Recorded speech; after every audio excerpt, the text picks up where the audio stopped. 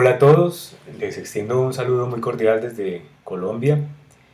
Eh, Mi nombre es John James Gómez y pues he sido invitado amablemente por Iván Hernández y Lorena Castro a compartir con ustedes algunas cuestiones alrededor de las temáticas que se desarrollan y se abordan en el diplomado sobre psicopatología y clínica psicoanalítica. Eh, Agradezco también al Instituto Realia que acoge el diplomado y a ustedes por su presencia, por su disposición. Eh, Debo decir, para comenzar, que es una posición singular la que cada uno puede asumir respecto de lo que implica una experiencia vinculada con el psicoanálisis en cualquiera de sus formas. Eso implica el psicoanálisis en intención, es decir, la práctica analítica a la que cada uno en un momento determinado elige articularse en la posición de analizante. Y por otro lado también al psicoanálisis en extensión, que nos lleva a una transferencia de trabajo que de algún modo hace que espacios como estos sean posibles. También debo decir que hay algo particular de esa experiencia en la que me presento hoy ante ustedes y es la diacronía que nos implica, en la medida en que debido a las condiciones que la tecnología conlleva, pues es posible que a estas horas yo haga un video, una grabación que tiene como destinatarios pues a ustedes, a pesar de que ¿no? el encuentro suponga una sincronía eh, en la cual sea posible, por ejemplo, debatir. Y es muy interesante eh, que, bueno, a pesar de esta limitación de la diacronía del tiempo en la que aparece este momento de presentación de la temática, por fortuna vamos a tener la posibilidad de dialogar un poco hacia el final, si estos medios tecnológicos nos lo permiten y nos brindan, digamos, esa posibilidad, que es otra de las cuestiones interesantes a propósito de la diferencia, la gran diferencia en relación a lo que se introduce por vía de lo simbólico. Y es este tipo de artificios que hacen viables cuestiones que de otra manera no existirían. Es decir, no hay en la naturaleza algo que lleve a la posibilidad de una eh, no sé, situación de encuentro, incluso allí donde hay diacronía en el tiempo, ¿no? Ese instante del acontecimiento que aquí nos convoca. Bueno, y sin más rodeos ni preámbulos, para no extender esta, digamos, pequeña reflexión respecto de nuestro encuentro, pues voy a comenzar directamente planteando el título que es cogido para este encuentro y que implica tres términos que en este caso vamos a situar a manera de una serie. Estos términos que son el falo, la psicosis y el empuje a la mujer.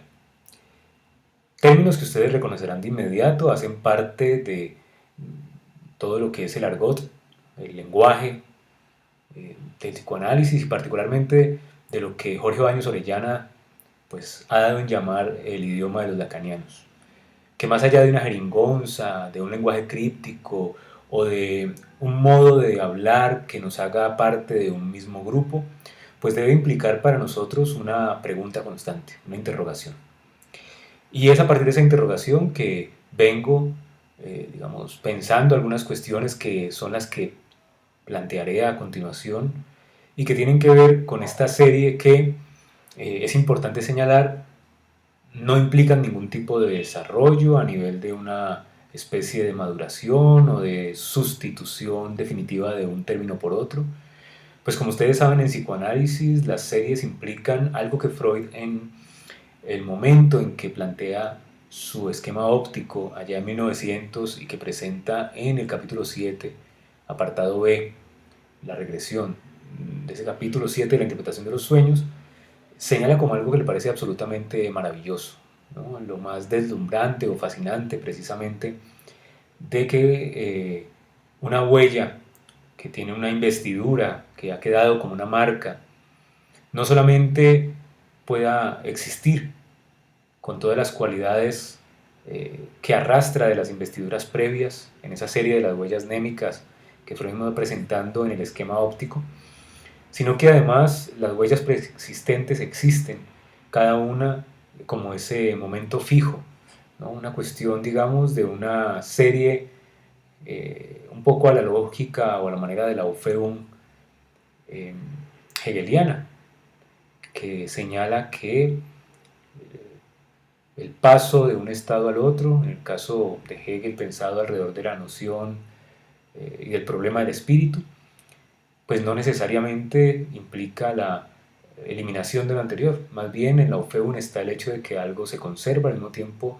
que algo se pierde.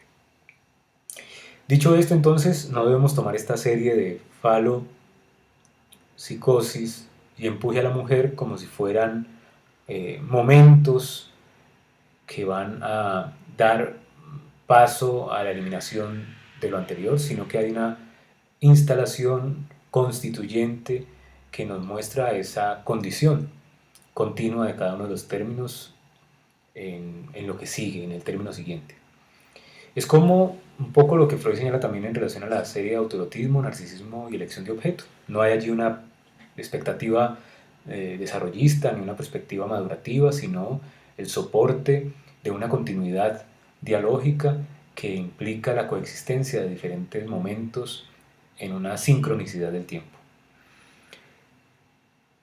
A partir de aquí, entonces, tomemos el primer término, ¿no? Un término que, entre otras cosas, ustedes pueden reconocer en la obra de Freud, pueden reconocer además luego retomado por Lacan, pero que debemos plantear de entrada. Es un término que a Freud le causó en extremo grandes dificultades, pues siempre tenía en su haber la referencia a la anatomía. Y no es que haya que quitarle o restarle valor a la anatomía. Se trata fundamentalmente de poder entender que la anatomía es una de las formas de expresión de eso imaginario que en nuestro caso particular funciona de una manera distinta a cómo lo imaginario está presente en el reino animal, justamente por el hecho de que eso imaginario está soportado, digámoslo así, en un campo específicamente delimitado, que es el campo del lenguaje, y que como ustedes saben es la condición del inconsciente.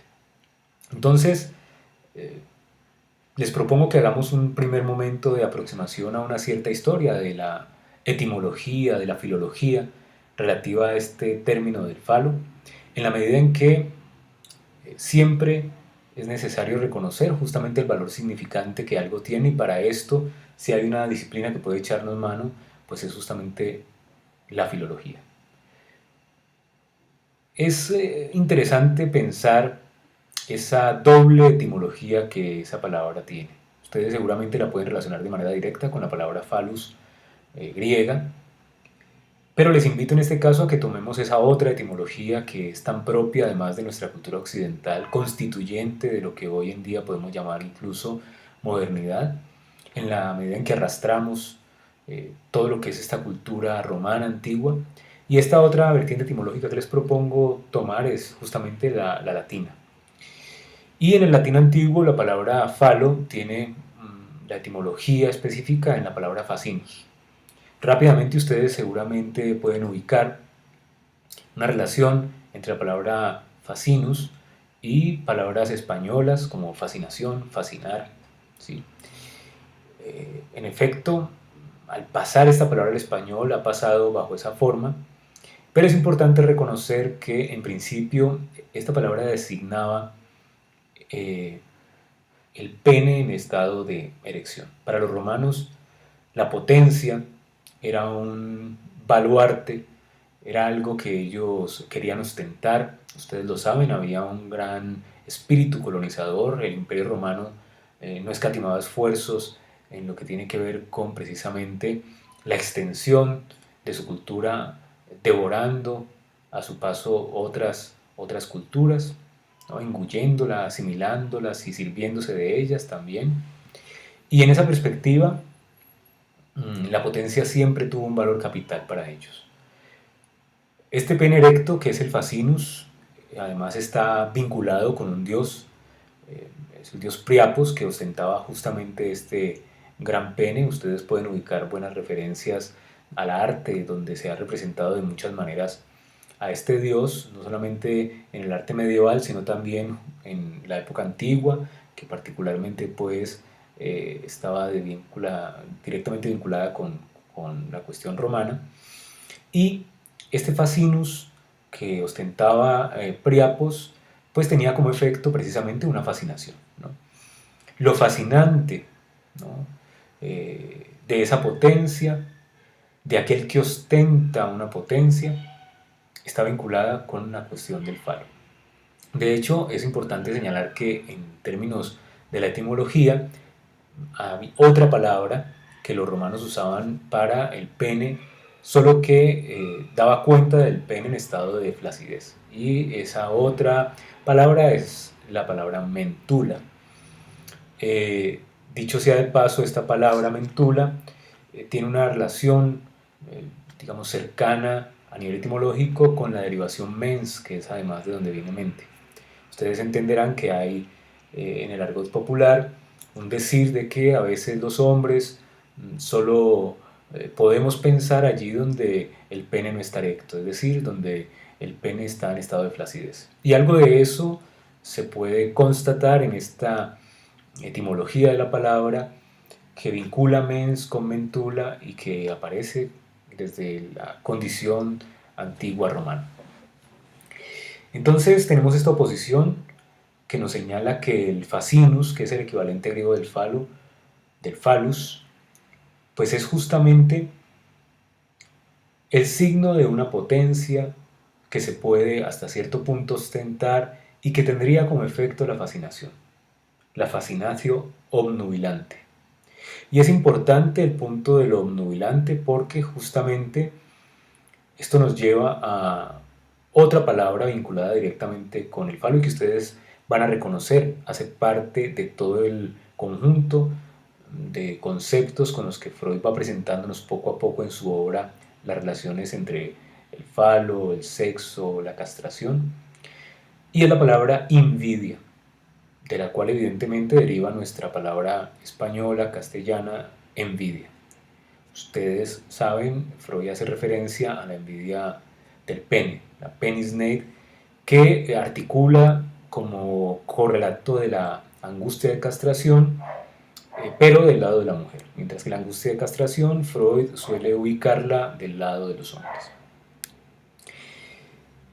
Para los romanos la envidia, digamos, era una de las cosas más preocupantes en la medida en que la envidia es precisamente aquello que ponía en riesgo la ostentación del falo.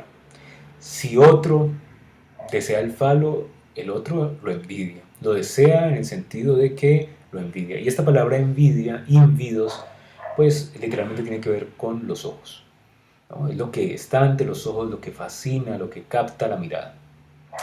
Lo cual también es un dato importante que me parece que vale la pena tener en cuenta, y es que regularmente nosotros al pensar en esa noción que entra en la dialéctica fálica, en el pensamiento freudiano y que es la palabra castración, eh, directamente hay una condición que si está vinculada con la anatomía suele remitirnos a la castración en el sentido de los genitales. Y aquí hay un aspecto que me parece que es importante y es señalar que en lo que atañe a la castración, en esta dialéctica del falo y la castración freudiana, el punto de la mirada es algo crucial. Lo que Lacan va a llamar la pulsión escópica va a tener una relación muy importante con el falo.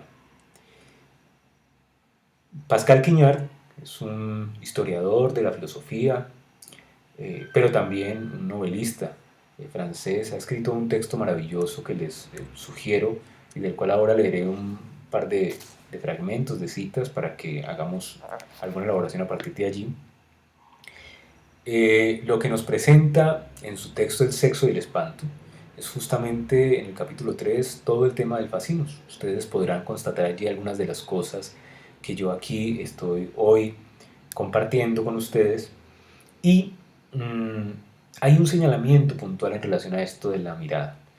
Y es que la castración nunca es la de los órganos genitales, la castración no es la del pene, la castración que ocupa la relación con el fascinus es fundamentalmente la castración de los ojos.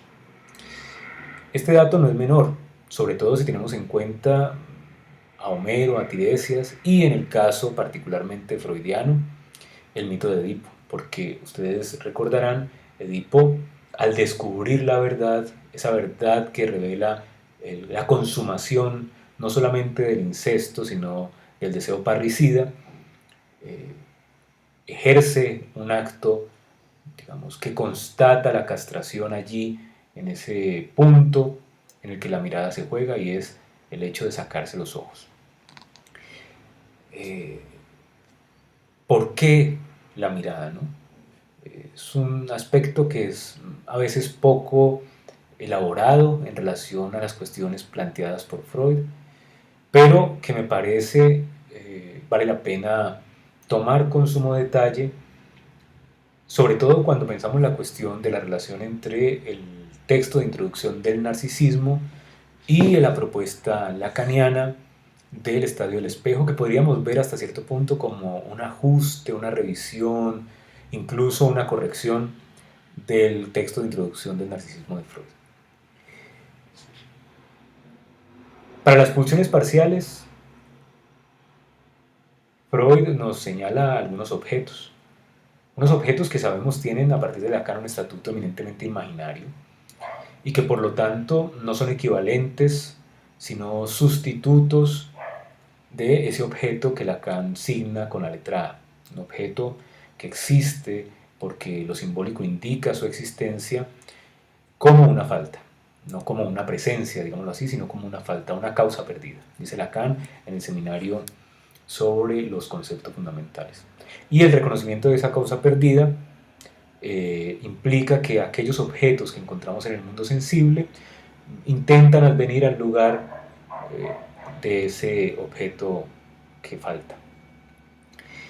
Esos objetos son, por ejemplo, el pecho para la pulsión oral, las heces fecales para la pulsión anal.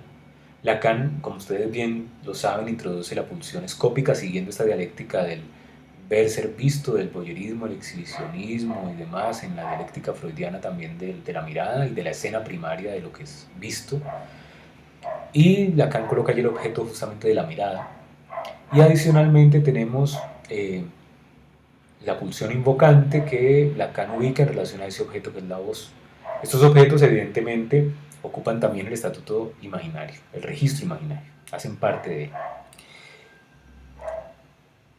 Lo que permite el narcisismo en relación al autoerotismo es, a partir de la propuesta de Freud, de la justificación de introducir este concepto del narcisismo, como dice en la página 73, allí en la versión de Amor Ortu, ¿no? Lo que justifica ese concepto del narcisismo como teoría de la libido es justamente pensar esta constitución de lo que llamamos el yo. Y el yo como una ilusión, un objeto investido también pulsionalmente, pero que a diferencia de los objetos parciales que brindan un goce parcial, brindan esta ilusión de unidad, ¿no? De un cuerpo totalizado, de un cuerpo que pareciera estar en la posibilidad de completarse. Cuando Lacan piensa la relación del yo con las pulsiones, va a cambiar el estatuto de objeto al estatuto de imagen precisamente por esta interesante introducción que hace de los registros real, simbólico e imaginario, en donde el yo, digamos, queda como habitando el reino de lo imaginario. Pero allí Lacan nos va a ubicar un objeto, ¿no? Es decir, el objeto no es el yo. Y esta es una diferencia crucial en relación al pensamiento freudiano. El objeto es el falo. Es un objeto que tiene esta cualidad particular de producir la ilusión de que hay uno. Y en este sentido viene al lugar de la teoría freudiana del narcisismo.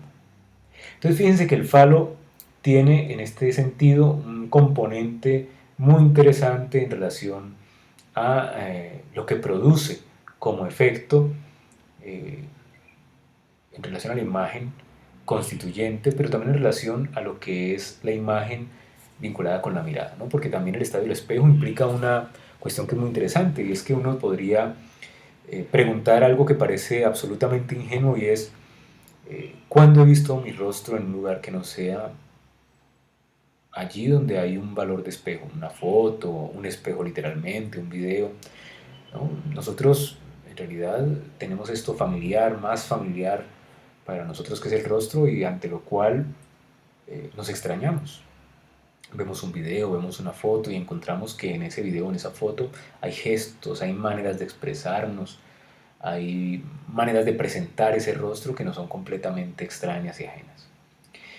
No hemos visto nuestro rostro más que en ese reflejo, y debemos creer en él, ¿no? Es decir, que esta condición en la que el yo permite una cierta unificación es porque podemos fascinarnos a través de la potencia que ostenta el otro, que nos dice: este eres tú. Y una creencia que adviene a ese lugar nos permite fundar una cierta identificación en relación con el significante, en la que podemos sostener esa ilusión de que hay una unidad del cuerpo, pero también una imagen que es reconocible. Entonces fíjense que hay esta relación del falo también con la imagen. Y otra relación muy importante en lo que tiene que ver con el falo es la relación con la verdad. En este punto, por ejemplo, la palabra a la que me voy a remitir también de la antigüedad es la palabra aletheia. Esta palabra, que además ustedes seguramente reconocen bajo la perspectiva de la noción de verdad. Es decir, una de las traducciones que se ha hecho para la palabra aletheia es la palabra verdad, lo verdadero. Y uno se pregunta si la etimología realmente puede remitirnos a esa noción de verdad. Pero cuando miramos la etimología encontramos allí el prefijo a, que implica la partícula negativa, y esta palabra, esta continuación, este complemento que es leteia, letos, ¿no? Que además a ustedes les sonará familiar porque Lacan se refiere a las letosas o a los surcos de la letosfera, clase que desarrolla en el seminario sobre el proceso del psicoanálisis. Este letos, que significa olvido, ¿no? Aletos, no olvido, aletheia, lo no olvidado. Entonces, el punto que quiero indicar es: la verdad en este caso tiene que ver con aquello que es lo no olvidado. Todo esto evidentemente es posible de encontrar en la vertiente freudiana si reconocemos justamente que el inconsciente para Freud da cuenta de su existencia a partir de ese falso olvido, ¿no? De lo que, a pesar de olvidado, retorna. Es decir, es un olvido que lleva al sujeto a una cierta relación con el síntoma, con las formaciones del inconsciente en general, con incluso el automatismo de repetición, algo que hace una presencia y que Freud va a ubicar en el lugar del trauma. Justamente a partir de ese punto, quiero leerles un punto, perdón por la redundancia, un fragmento muy pequeño del texto del Sexo y el Espanto. Este texto que, como les decía, vale la pena que puedan en algún momento observar. Y en la página 91 ustedes van a encontrar, en la página 90, perdón, y 91 van a encontrar algunas cuestiones relevantes. Dice Pascal Quiñar lo siguiente: la verdad, aletheia, es lo no olvidado. La aletheia está vinculada a la desnudez. La desnudez princeps nunca es sexual sino genésica, ¿no? Este punto quiero subrayarlo: la desnudez princeps nunca es sexual sino genésica. Saben que justamente esta génesis a la que se refiere Quiñar es la desnudez del origen, ¿no? La desnudez de no poder explicar de dónde venimos, cuál es el sentido de la existencia. Es decir, esto que señala siempre que hay una falta que pone en cuestión todo origen. Y el origen siempre, ustedes pueden reconocerlo en la obra de Freud, tiene su correlato ubicado en la relación con el padre, ¿no? Esta noción que Lacan va a reformular de varias maneras en diferentes momentos de su obra, pero que en Freud tiene este valor, en Totem y Tabú, del padre muerto. El padre que permite el pacto, el padre que permite la ley de la interdicción del incesto, y con el cual se trata de explicar ese agujero del origen, ¿no? En el origen no hay más que agujero. Es por esto también que ustedes encuentran en Lacan que la expresión trauma, que en francés tiene esta sonoridad con true inicial, ¿no? Como agujero. Aparece la palabra agujero allí en el trauma, ¿no? Entonces es muy interesante porque lo no olvidado es que hay una desnudez genésica. Lo no olvidado es el trauma como agujero. Entonces, ese agujero, ¿no?, implica la pregunta no solamente por el origen, sino también la pregunta por el límite, la pregunta por el goce, la pregunta por la causa del deseo. Y del otro lado, tenemos ese signo que nos permite constituir la ilusión, por un lado, de que somos algo en relación a una cierta identificación, y por otro lado, la idea de que hay un lugar en el cual pudiese hallar cada uno de nosotros eso que tiene el valor del objeto de deseo. Entonces, frente a ese agujero tenemos del otro lado el falo. Y hay que articular la castración allí de una manera distinta. La castración no es el agujero. El agujero es el trauma, ¿no? El trauma originario de esta desnudez genésica, donde todavía el sexo no aparece. El sexo va a aparecer es en la dialéctica del falo y la castración. Porque si ustedes entienden con detalle lo que Freud nos muestra, por ejemplo, a partir del caso del pequeño Hans, de Juanito, es justamente que la castración es una manera de sostener la teoría del primado universal del falo. ¿Por qué? Porque al decir castración, debo suponer que ahí había un falo. Debo suponer que ahí estaba la presencia y que la castración lo que implica es que se consumó, ¿no?, la pérdida del objeto imaginario. Mientras que en el trauma lo que tenemos es directamente un agujero, una falta originaria. Entonces, digamos que son dos maneras de falta distintas, ¿no? Dos maneras que además se requieren la una a la otra, particularmente en la constitución del fantasma neurótico, particularmente en la relación del neurótico con el lugar que le otorga al padre, y particularmente también en esa pregunta que el neurótico suele indicar frecuentemente, y es ¿qué quiere el otro de mí?, ¿no? Ese otro con mayúscula en el sentido lacaniano.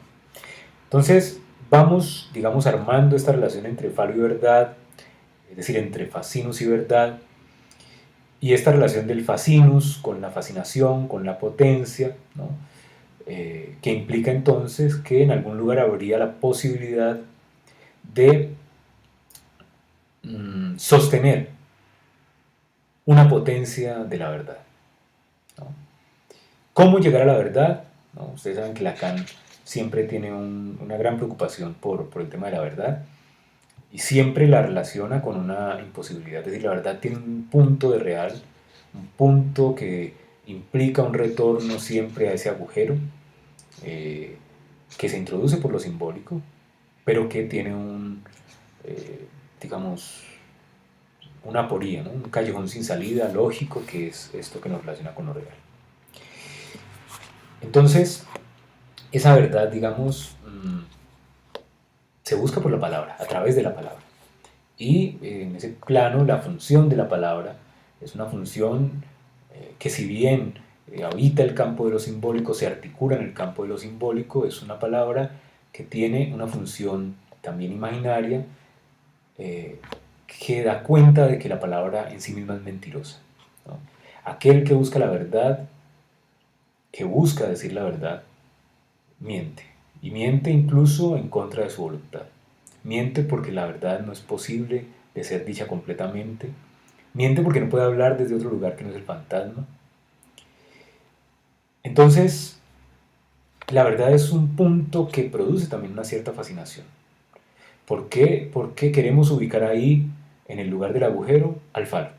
El falo sería entonces, en ese sentido, el signo de un cierto deseo. ¿Deseo de qué? Primero, deseo de deseo, esto que Lacan señala de que el deseo es el deseo del otro, pero también el deseo que vincula al sujeto con la verdad, ¿no? con la verdad de esa desnudez genésica. Entonces en la página 91, Pascal Quignard indica lo siguiente. La escena erótica más insistente en los frescos es la del momento en que se retira el velo, ¿no? La escena que constituye el centro de los misterios es el desvelamiento del falo, el anarisma del fascino, ¿no? La palabra anarisma que refiere también a desvelar, a levantar el velo. Levantar el velo es separar lo que separa, es la efracción silenciosa. Plutarco dice que Aletheia es un caos de luz, que su propio resplandor borra su forma y vuelve imperceptible su rostro, ¿no?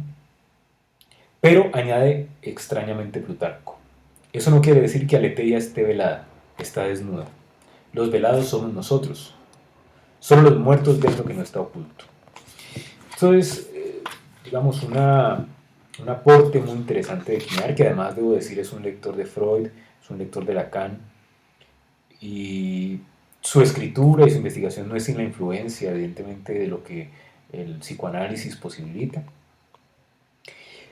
Y nos muestra precisamente que la verdad como esta condición, ¿no?, fascinante, deslumbrante, es un caos de luz, ¿no? No tiene que ver con que la verdad sea imposible en sí misma, la estructura de la verdad. Allí podríamos señalar algunas diferencias con Lacan, ¿no? Porque en efecto Lacan va a enfatizar la estructura de la verdad vinculada con esta cuestión de que solo puede alcanzarse por vías torcidas. Pero enfatiza a Quignard, y este punto es el que quiero relevar, nosotros estamos ciegos. Nuestra castración es nuestra ceguera.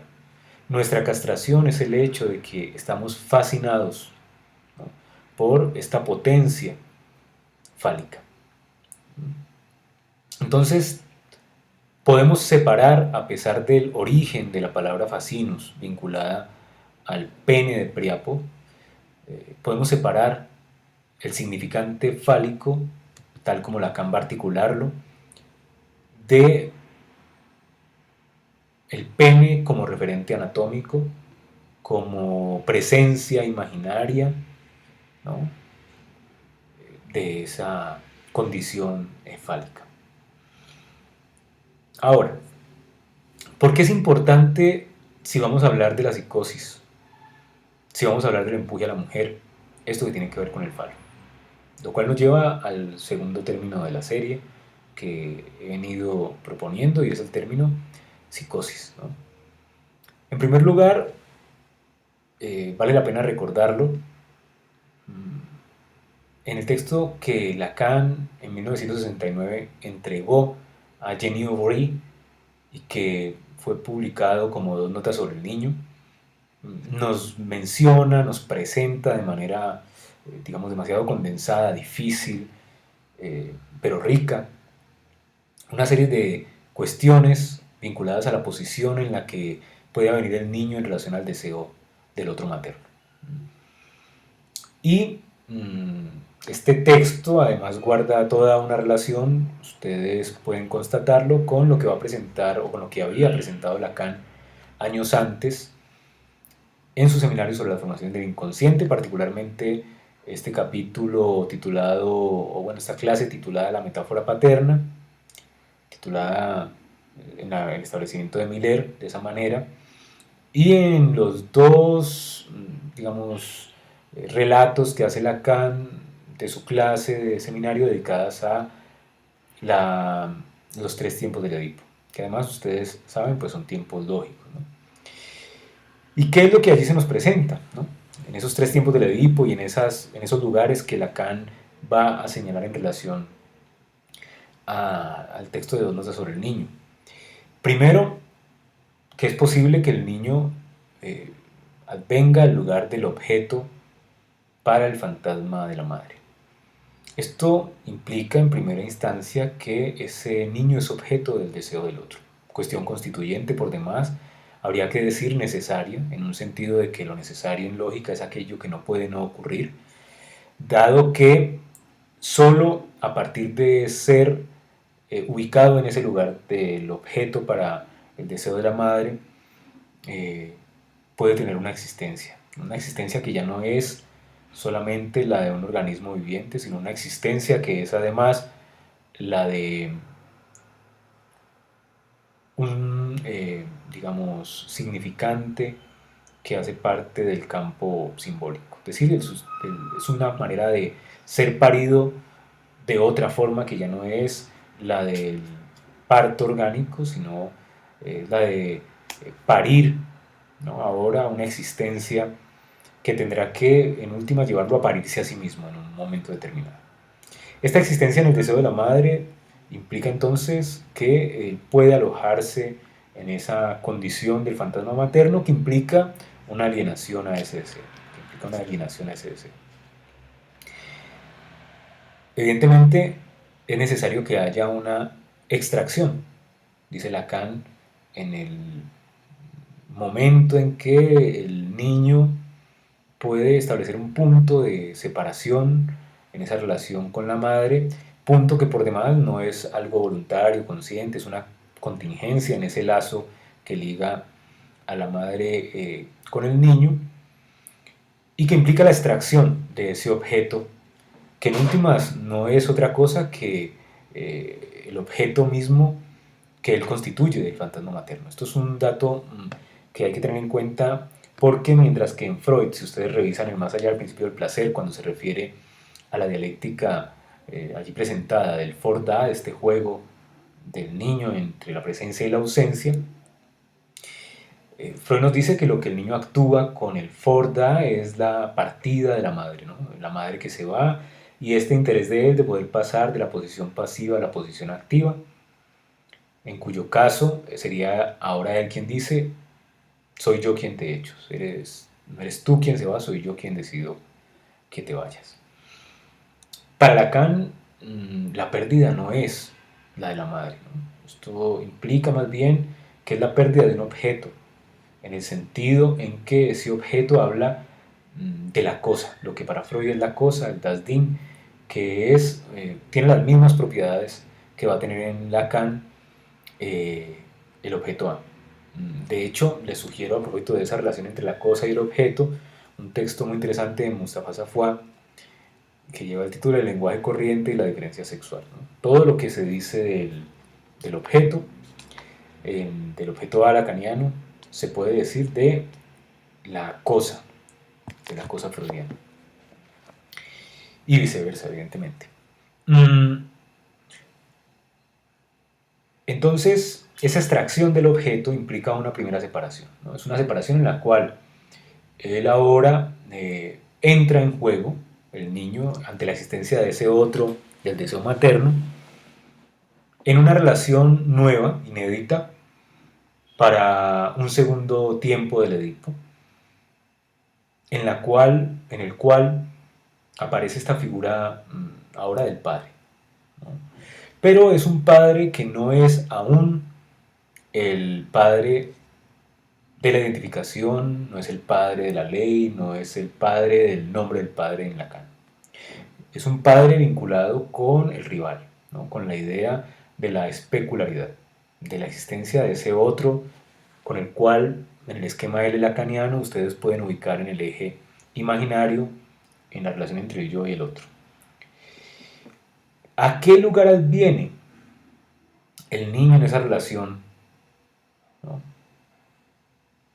Con el padre y con la madre, ¿no? Es interesante porque Lacan nos presenta allí que el correlato por oposición en estos triángulos que presenta Lacan en el esquema, en sus esquemas allí en los tiempos del Edipo y en el seminario sobre la formación del inconsciente, pues en los vértices de los triángulos, que son dos triángulos rectángulos, tenemos de un lado al padre y del otro lado al falo, ¿no? Pero es interesante también entender que el lugar al que el niño adviene en ese momento es el que le plantea la pregunta de tener o no tener el falo, o de ser o no ser el falo, ¿no? ¿El falo para qué o para quién? Pues sabemos que es el falo para la madre, ¿no? Para ese deseo que él lee en la madre, que él siente como angustia de castración y en relación con el cual lo que podría esperar es completar, ubicarse en el lugar del falo para completar a la madre allí en ese punto justo en el cual le falta. Entonces, vemos que el falo ahora representa una cuestión de un objeto imaginario que está sometido por un lado a la amenaza de castración, que está sometido por otro lado a la rivalidad imaginaria con ese padre imaginario que luego va a tener el estatuto de una de las caras del super yo, la voz, digamos, y la presencia imaginaria de ese padre del super yo. Sabemos que del otro lado, la calma indica, está también el rostro del super yo materno, pero digamos la voz de esa madre en el super yo, pero también en principio está la cuestión del padre. En este lugar del falo, lo que va a encontrar el sujeto es la posibilidad de ubicar un límite en relación con el goce. Entonces, esto nos lleva de nuevo a lo que estábamos diciendo en relación al falo hace un momento. Si señalábamos que el falo es justamente ese significante que va a permitir, a partir de la identificación, y va a permitir también a partir de la constitución de esa ilusión de la unidad del cuerpo, una formación del yo, una formación de la relación especular, entonces podemos decir que esa función que el falo cumple, ¿no?, le permite al sujeto entrar en el plano de la especularidad, ¿no?, de la rivalidad imaginaria. Cuestión que, volviendo a la cuestión del narcisismo, del falo, de lo que hemos venido diciendo del fascinus, de la envidia, incluso de la angustia del encuentro con el agujero, es decir, de la angustia en relación con el agujero y con la castración, como teoría que intenta sostener el primado universal del falo, pues ubica necesariamente una interrogación en relación al sexo, ¿no? Coloca un límite al goce.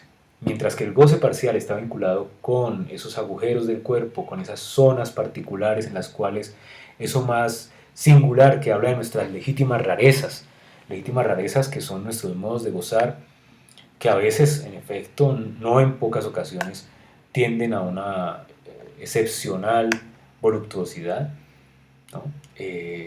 Pues hacen algo que es singular de cada uno, una singular y legítima, ¿no?, y legítima rareza.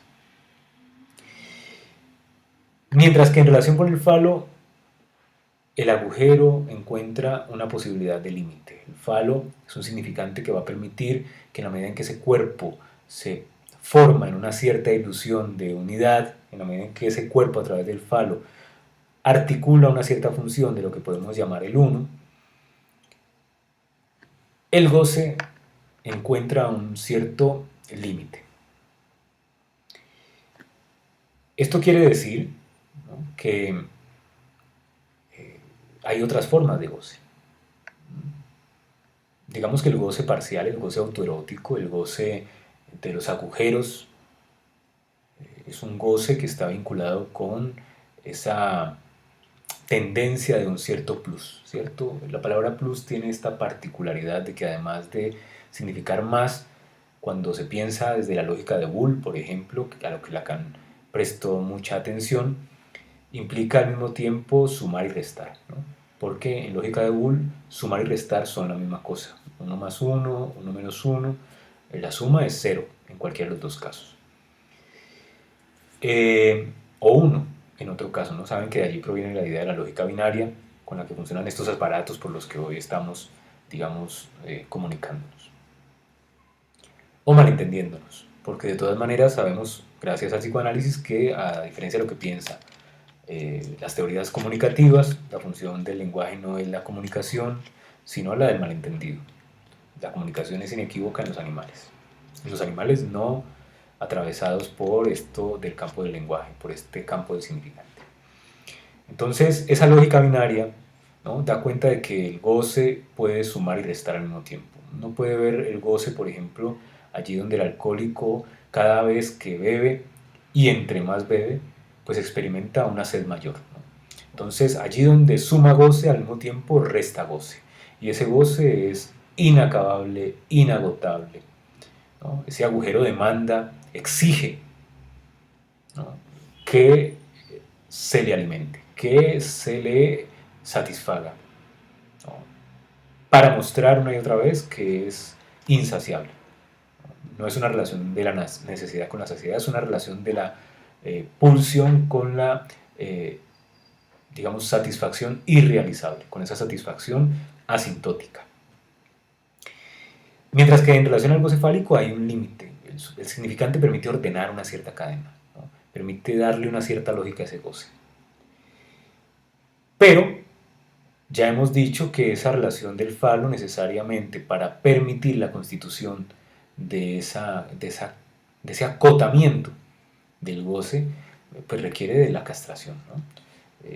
Cuando Lacan habla, por ejemplo, de la metáfora paterna, en el seminario sobre la formación del inconsciente, ustedes pueden encontrar que recién está comenzando el apartadito que tiene el número 1. Lacan va a señalar que la castración, ¿no?, es el signo del drama del Edipo, ¿no?, además de su eje implícito, ¿no? El signo del drama del Edipo, es decir, la castración es ese signo en el sentido del menos, menos fi, ¿cierto?, que va en relación con lo que implica esta condición simbólica. Introducir una falta allí en relación con ese objeto imaginario que es el falo. Decir que no basta la constitución de la identificación a ese significante fálico, sino que para que advenga el sujeto a la posición neurótica se requiere el signo del drama del Edipo. Se requiere que ese falo tenga ese signo que es el menos y que identifica la castración. La metáfora paterna es algo que no tiene que ver, dice Lacan, directamente y de manera crasa con el Edipo, sino cuando él habla de la metáfora paterna, insiste, estoy hablando, espero que lo entiendan, estoy hablando de la castración. Todo esto lo pueden, digamos, constatar allí en el seminario 5 sobre la formación del inconsciente, en estos apartados, estas clases sobre la metáfora paterna y los 3 tiempos del Edipo. Así las cosas, debemos entonces tener en cuenta que en la psicosis podemos ubicar el falo. ¿En qué sentido? Allí, ¿no?, hay una cierta identificación que permite que el sujeto en la psicosis pueda sostener de manera transitoria, de manera más o menos organizada, una cierta estabilidad, ¿no?, una cierta condición que le permite hacer lazo especular con el otro, que le permite sostenerse en la cotidianidad y que en muchas ocasiones no necesariamente adviene a lo que implica un desencadenamiento.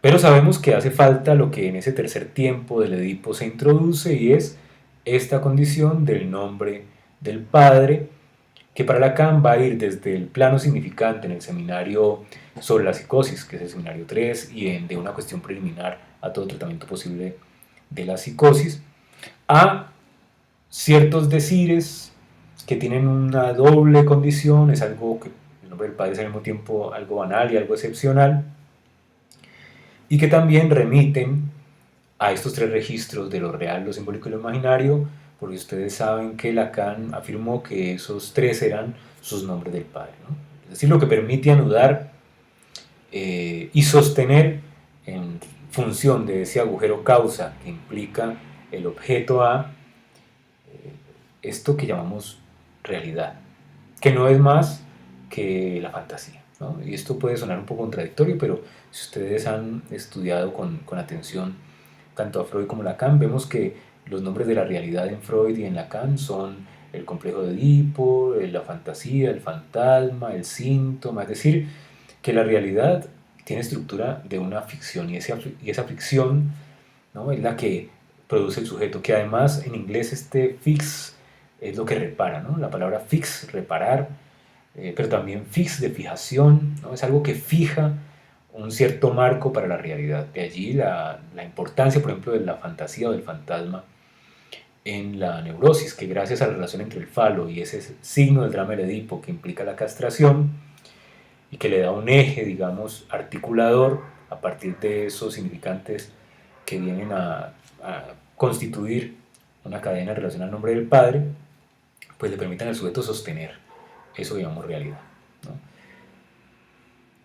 Entonces, si hace falta esta condición de significante, del nombre del padre y de esta condición de anudamiento por esa vía, lo que vamos a encontrarnos es con un falo, ¿no? Que implica, ante todo, un límite difuso, un límite, ¿no? que puede deshacerse en cualquier momento. Es decir, un goce que de un momento a otro puede pasar de su condición limitada, de su condición acotada por ese significante fálico, puede derivar hacia un más allá, ¿no? Y ese más allá tiene que ver con el tercer término que he ubicado en el título de esta charla, de esta conferencia.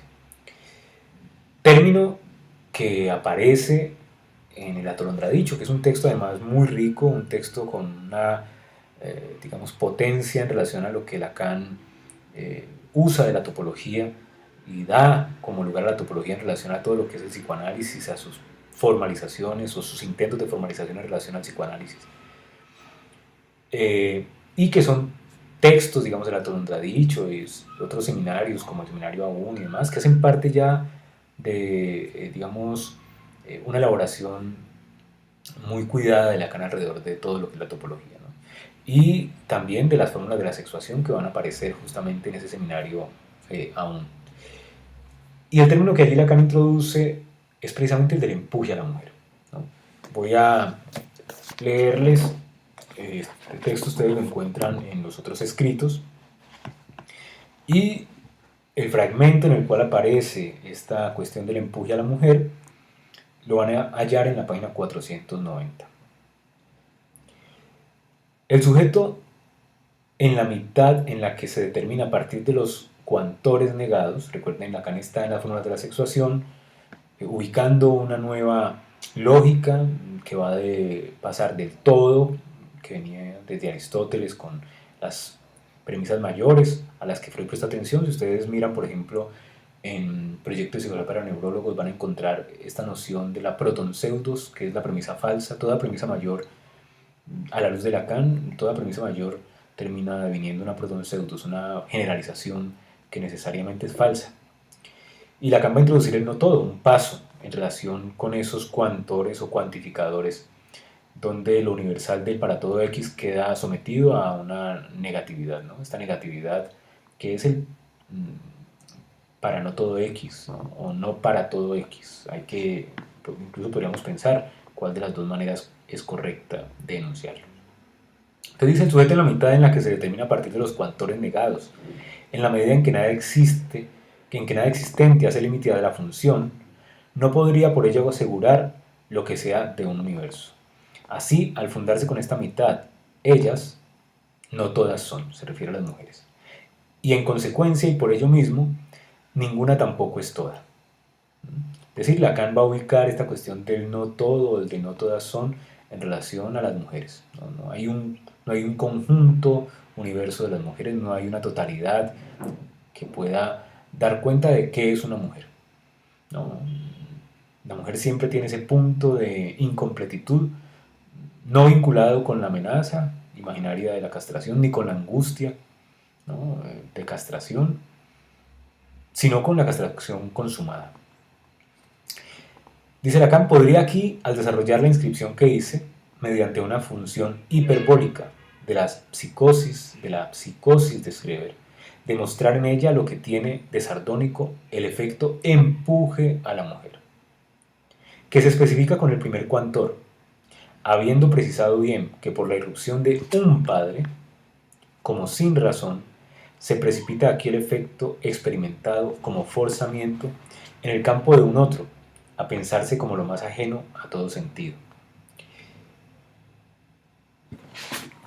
Empuje a la mujer. Es un término que además aparece en un momento muy particular. Es un momento en el cual Lacan ha dicho, y esto lo señala Colette Soler en unas conferencias que se han publicado bajo el título de Lecciones de la psicosis. Esto que ella va a indicar es que habla Lacan justamente del empuje a la mujer en el momento en que habla también de la mujer no existe. Entonces esto nos plantea una pregunta y es, ¿por qué habla Lacan de que en la psicosis, en algunos casos, Schreber, por ejemplo, que es el modelo, digamos, a partir de la lectura que Freud hace de este texto de las memorias de un neurópata publicado por Daniel Schreber, ¿por qué el empuje a algo que no existe? ¿Se dan ustedes cuenta entonces que es una pregunta que implica revisar también cuál es la postura de Freud en relación con la psicosis y específicamente con el análisis de un caso de paranoia descrito autobiográficamente que se conoce pues popularmente como el caso del presidente Schreber? Freud nos da la hipótesis de que hay una homosexualidad. Schreber tiene, para quienes de pronto no han tenido la oportunidad de leer el caso, Schreber tiene toda una formación delirante que lo remite a sostener la idea, ¿no?, de que sería la mujer elegida por Dios para traer al mundo una nueva especie, una nueva raza más bien de seres que vendrían a salvar al mundo, los schreberianos, ¿cierto? Allí tenemos una cuestión, en principio, permítame el paréntesis, pues muy similar al delirio que uno puede encontrar en la perspectiva de Hitler, ¿no? Hay una cuestión allí de este delirio mesiánico, este delirio orientado precisamente a la idea de que puede establecerse el lugar de una salvación, en cuyo caso ese sujeto en particular sería el medio a través del cual un ser superior, un otro en este caso, daría, digamos, constancia de su omnipotencia, ¿no? Y le permitiría entonces salvar esta descendencia, o en el caso de Hitler, de esta eh, raza aria, pura, eugenéticamente constituida. Recuerden que la palabra eugénesis no sería el buen origen, justamente todo lo contrario a lo que implica la desnudez genésica de la que hablábamos hace un rato a propósito del texto de Pascal Quignard y de la relación entre el falo, la verdad, ¿cierto? Esta condición de la aletheia. Y que entonces, de alguna manera, haría que en el caso de Schreber en particular haya un tropiezo. Ese tropiezo es el hecho de que Schreber es la mujer que Dios ha elegido, pero es hombre, ¿no? Planteemos un poco las cosas de esta manera caricaturesca. Eh, Hay de entrada algo que cojea, ¿sí? Y eso que cojea es que el lugar al cual Schreber debe venir para poder realizar lo que en esa formación delirante se manifiesta, en esa relación que le requiere desde el lugar del otro para constatar la omnipotencia de ese otro, pues de entrada hay algo que no marcha bien, ¿cierto? Y no marcha bien el hecho de que él está ubicado en el lado precisamente del hombre. Entonces, Freud va a situar que este deseo de Schreber de poderle dar estos hijos a ese Dios, a ese otro en relación con el cual se constituye su delirio, pues lo ubicaría necesariamente en una posición de homosexualidad, ¿no? Hay que decir una cosa que me parece que es muy importante y es, Freud tenía una posición muy, muy clara respecto de la homosexualidad que había dejado asentada en 3 ensayos de teoría sexual, no en la edición inicial que es de 1905, sino en unas notas que agrega, una de ellas en el año 1915 y otra en el 1920. Ustedes esas notas las pueden encontrar en la página 132 del tomo 7 de las obras en la versión de Amor Orto. En esa parte dice lo siguiente Freud, el agregado en 1915, ¿no? Dice, la investigación psicoanalítica se opone terminantemente a la tentativa de separar a los homosexuales como una clase o una especie, perdón, particular de seres humanos, En la medida en que estudia otras excitaciones sexuales, sabe que todos los hombres son capaces de elegir un objeto de su mismo sexo y aún lo han consumado en el inconsciente. Por otra parte, los sentimientos libidinosos en vinculación con personas del mismo sexo no desempeñan escaso papel como factores de la vida sexual. Y ese papel mayor que el de los dirigidos al sexo opuesto en cuanto a motores de contracción de neurosis. Entonces, lo que Freud nos dice en relación con su posición de la homosexualidad es: no va a ubicar a los homosexuales en el lugar de lo enfermo, lo patológico, algún tipo de requerimiento que suponga un tratamiento para curar esa homosexualidad. Esto, y me extiendo en este paréntesis que estoy haciendo antes de retomar la cuestión de Schreiber, porque me parece que es algo que a veces se pasa de manera muy rápida. Esto es notable en relación a la época en la que Freud se encuentra. Ustedes saben que es desde ya, en 1905, un escándalo el hecho de que Freud haya planteado unas teorías sexuales que además ponen al descubierto la existencia de un autoerotismo, de una condición de sexualidad infantil, y a eso, digamos, se le suman otra serie de señalamientos de Freud alrededor de la pulsión, del objeto, de la meta, ¿no? Del fetichismo, y particularmente de todo lo que desarrolla en ese primer apartado que tiene que ver con las aberraciones sexuales, lo que en este caso corresponde a los homosexuales, ¿no? A la homosexualidad.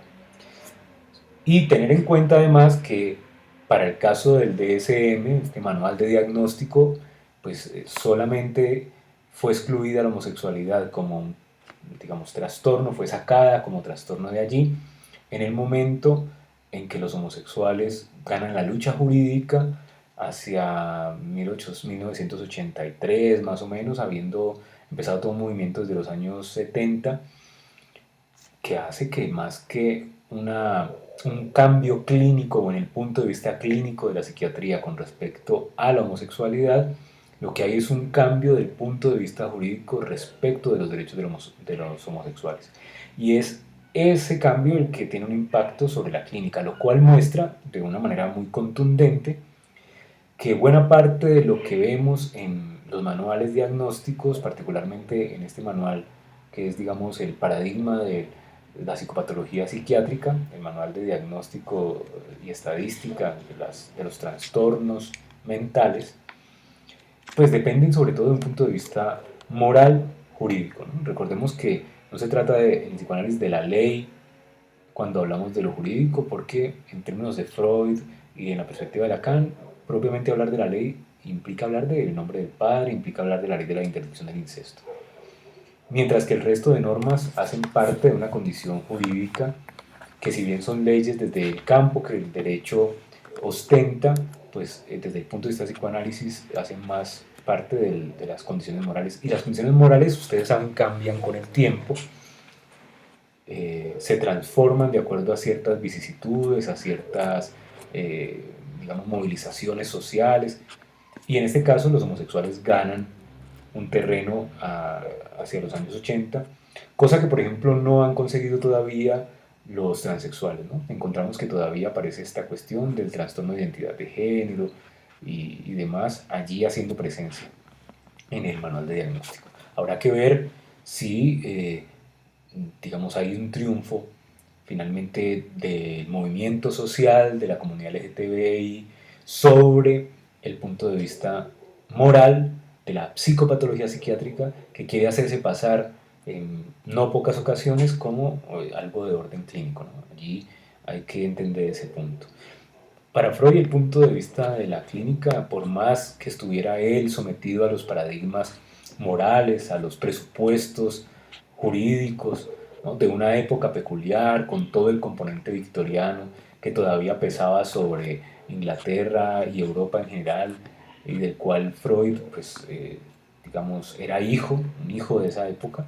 A pesar de eso, Freud, eh, más allá de su propia limitación moral, tenía una cierta posibilidad de interrogar eso que los demás preferían silenciar, ¿no? Es decir, Freud tenía esta habilidad para hacer hablar eso que el otro de la cultura, que el discurso jurídico, que el discurso psiquiátrico querían callar, ¿no? La otra nota, la de 1920, está en la página siguiente, 133, allí mismo en el tomo 7, y es una nota nada más en la que Freud en realidad está trayendo a cuentas algo que Ferenczi, Sandor Ferenczi, ha señalado en 1914. Dice Ferenczi en 1914 ha presentado una serie de importantes puntos de vista sobre el problema de la inversión, ¿no? Critica con razón que bajo el nombre de homosexualidad, que él propone sustituir por el más adecuado de homoerotismo, se confundan una cantidad de estados muy diversos de desigual valor tanto en lo orgánico como en lo psíquico. Pide que se distinga con claridad al menos entre estos dos tipos: el homoerótico en cuanto al sujeto, que se siente mujer y se comporta como tal, y el homoerótico en cuanto al objeto, que es enteramente masculino y no ha hecho más que permutar el objeto femenino por uno de su mismo sexo.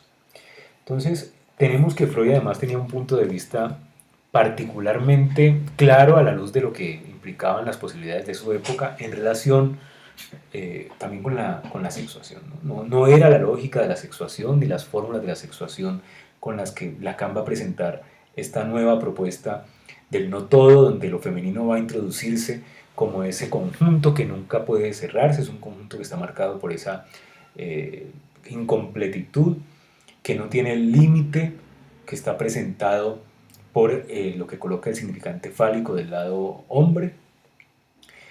Ustedes saben que Freud de todas maneras va de la anatomía a la idea de actividad, pasividad griega, pero poco a poco, digamos, más que por los medios con los que contaba, por su propia tenacidad y en ese deseo indestructible, como él mismo lo llama, hablando del deseo en la interpretación de los sueños, pero que es el deseo indestructible de Freud, desde todo punto de vista, en relación a ese movimiento constante de sus interrogaciones con respecto a lo psíquico, pues vemos que Freud, en últimas, avanza más allá y logra estar a la altura, como diría Lacan, de la subjetividad de su época, ¿no? Freud es la constatación de que el psicoanalista es aquel, ¿no?, que pone de manifiesto, que da cuenta de que no hay nada más disparatado que la realidad humana, esa realidad que es siempre fantasmática. Entonces Freud está presentándonos cuestiones en relación con la homosexualidad que no hay que confundir con la patología, tal como desde el punto de vista moral la psiquiatría suele ubicarse, ¿no? Dicho eso, si retomamos entonces lo que Freud nos dice sobre Schreber, no es la homosexualidad una patología en el marco de un delirio constituido en este sujeto, en esa relación pues con ese otro que intenta poco a poco ubicar del lado de una cierta omnipotencia para constatar la posibilidad de convertirse en aquel que le va a dar su descendencia, ¿no?, los schreberianos. Más bien es entender por qué Freud ve en este sujeto que se ubica desde el lugar de la psicosis una homosexualidad.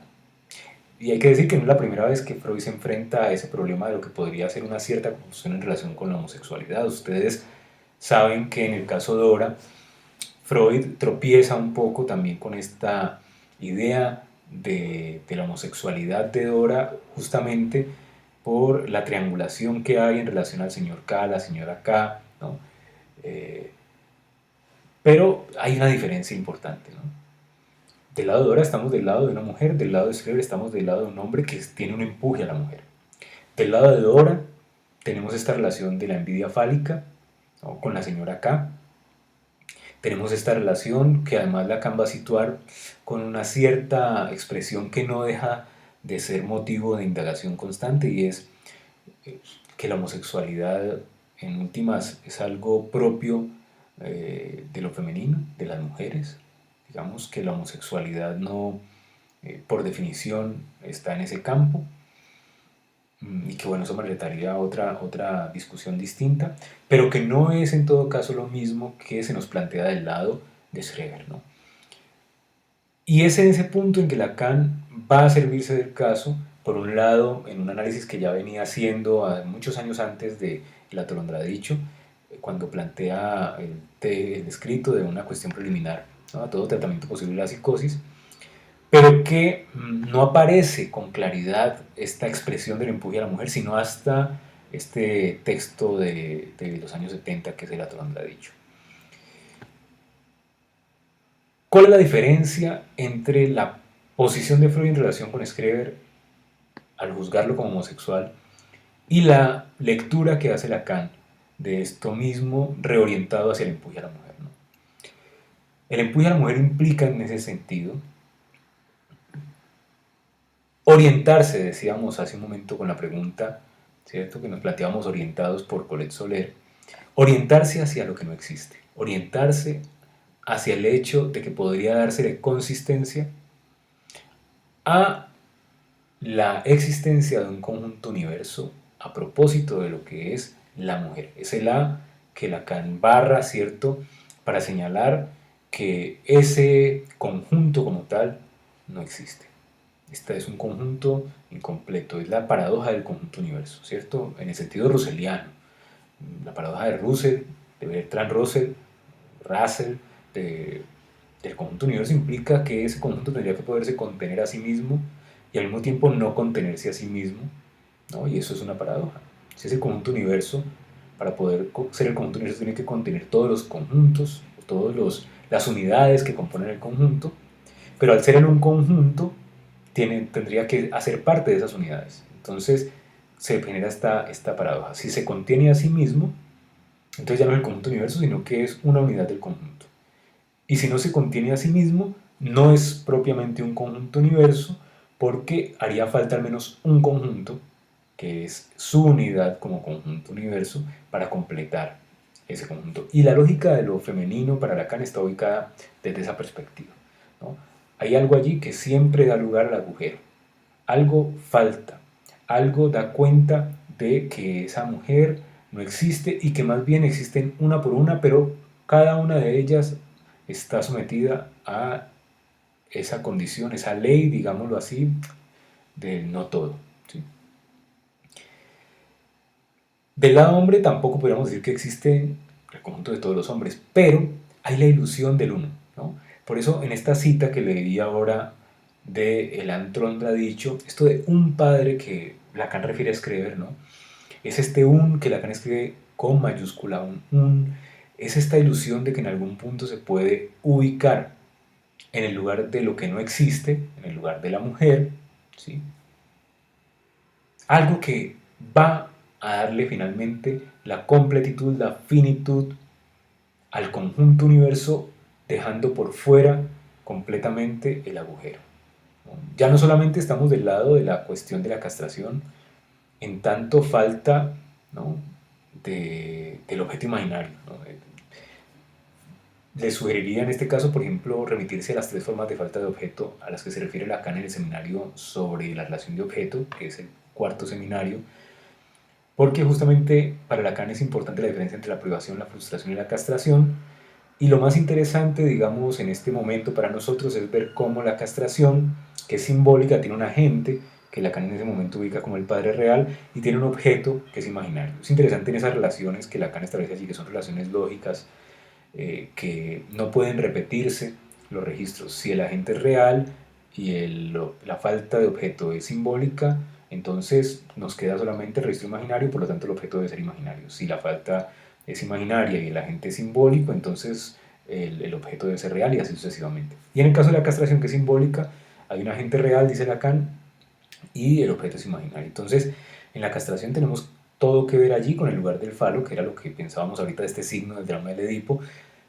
pero del otro lado tenemos que cuando se trata del no todo, es entonces que ese goce, que regularmente está limitado por el falo, al advenir la psicosis, el desencadenamiento psicótico, al verse el sujeto enfrentado a esa invasión, ¿no?, de ese otro que le exige desde el fenómeno elemental tan sencillo, inicial, sencillo es una manera, digamos, un poco imprecisa de decirlo, más bien ese fenómeno tan elemental, que es la palabra que usa Gaetán de Clermont, ¿cierto?, para el automatismo mental, y que luego Lacan extiende a los otros fenómenos de la psicosis, como la alucinación y el delirio, pero ese automatismo mental que es algo como tan aparentemente pequeño, minúsculo, pero que ya tiene toda la potencia de ser invasivo en relación con el sujeto, Una de las condiciones, ¿no?, que hace similitud de esta posición del psicótico en relación con la mujer, ¿no?, es este empuje a hacer existir lo que no existe, a hacer existir lo que es imposible, ¿no?, a velar completamente el agujero, a encontrarse precisamente por ese empuje hacia hacer existir y consistir a la mujer, en verse enfrentado a una condición en la cual no pueden puntuarse, acotarse a través del goce fálico esa, esa cadena discursiva, ¿no? Y eso se ve desde los fenómenos propios de la alucinación y el delirio, el neologismo, pero también en la manera en cómo cuando hablamos con un psicótico, escuchamos su manera de producir un discurso, empiezan a reportarse estas dificultades para que incluso la gramática misma opere a nivel de la sintaxis, ¿no? La puntuación del discurso, el saber dónde está el punto final, el punto seguido, la lógica además del uso del tiempo, la lógica semántica, todo esto que tiene que ver con la organización de las cadenas discursivas en ese plano gramatical, eh, queda inmediatamente sometido a a un cierto encuentro con eso, que a pesar de que el sujeto intenta taponar, retorna siempre al mismo lugar, ¿no?, que es esta presencia de lo real en esa definición lacaniana, de lo real como siempre, aquello que siempre retorna al mismo lugar, que no cesa de no escribirse, ¿no?, y que en el caso de la neurosis aparece desde una posición distinta gracias al lugar que el fantasma ocupa, la fantasía ocupa para el sujeto, ¿no?, en esa relación de alienación-separación con su posición como objeto en relación al deseo del otro, ¿no?, de ser el deseo del otro. Mientras que en la psicosis aparece más bien el hecho de que el sujeto queda enfrentado a la caída del velo, a la desnudez genésica, ¿no?, de la que nos habla Quiñar. Lacan dice que el psicótico de hecho desconoce una verdad, perdón, conoce una verdad que el neurótico desconoce, ¿no?, y es esta verdad de que él es, en últimas, alguien a quien el mensaje le viene desde afuera, ¿no?, la alucinación auditiva, es esta voz que viene desde afuera, ese límite que marca la represión, que marca también la identificación en relación con el adentro y el afuera, para que ese yo pueda sostenerse a partir de esta condición de la ilusión de ese cuerpo totalizado por vía del goce fálico, es algo que en la psicosis precisamente eh, estalla, ¿no? No puede sostenerse, esa fragilidad está allí a la orden del día, y el encuentro con eso real, que es el hecho de que allí donde se intenta colmar, ¿no?, una cierta falta en el otro, allí donde el sujeto se ofrece en últimas, en esa posición delirante como el falo que le hace falta a Dios para poder hacer existir, ¿no?, en la mujer, y por eso Lacan a veces también ubica la transexualidad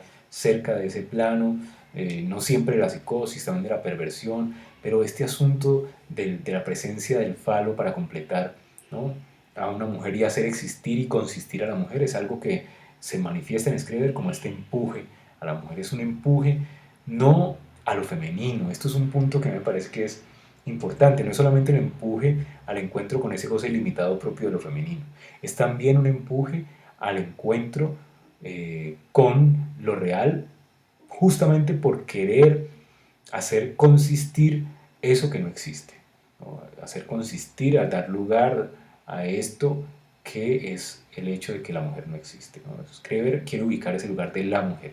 Él busca, digamos, en esta posición delirante hacerse la mujer. Ahora, sabemos que esta no es la única manifestación eh, del goce particular en la psicosis, ¿no?, pero es muy interesante que en un caso paradigmático como es el de Schreber, esto es lo que aparece reportado allí, a lo cual Freud además le presta una atención vital, y que Lacan también trae como un punto crucial, ¿no? Hay algo allí en esa relación entre el falo, ¿no?, la psicosis y el empuje a la mujer, que nos habla de algo que clínicamente es una gran enseñanza, una gran lección, si queremos usar la palabra que titula el texto de Colette Solero. Incluso el texto de Amelia Embreano, que les sugiero leer, que se llama Las enseñanzas de la psicosis, también puede serles una bibliografía útil, pero que, digamos, en este sentido, lo que enseña la psicosis, la lección que da la psicosis, es que en últimas allí, por vía del fenómeno elemental, ¿no? Hay un intento de hacer consistir y de hacer existir lo que en últimas, si seguimos la vertiente lacaniana, no existe, ¿sí? Es decir, aquello que no existe, no en el sentido de que no pueda nombrarse. Esta es una cosa también que es importante, ¿no? Es el tema de, pues alguien podría decir, pero es que podemos decir la mujer, así como hacemos que Dios exista en el campo del lenguaje diciendo Dios, podemos hacer existir a la mujer diciendo hay la mujer. Pero es un problema lógico, no es un problema que tenga que ver con simplemente ponerle un nombre a algo. Es un problema lógico que nos habla de si podemos o no, ¿no?, constituir un conjunto, universo, tal y como lo veíamos hace unos minutos a propósito de la paradoja de Bertrand Russell. Entonces, este punto, digamos, nos permite entender cuál es la función que cumple el delirio para el psicótico, ¿no?